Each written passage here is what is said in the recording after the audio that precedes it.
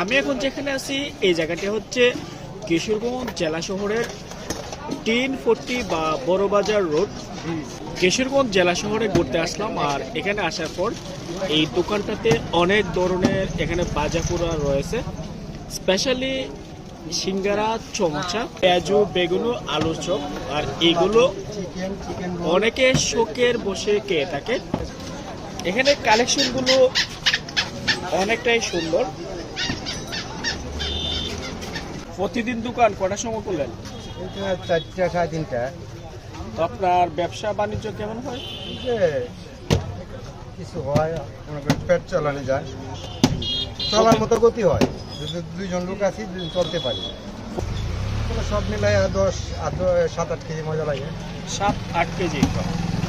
তো রাত কটা পর্যন্ত এখানে থাকেন?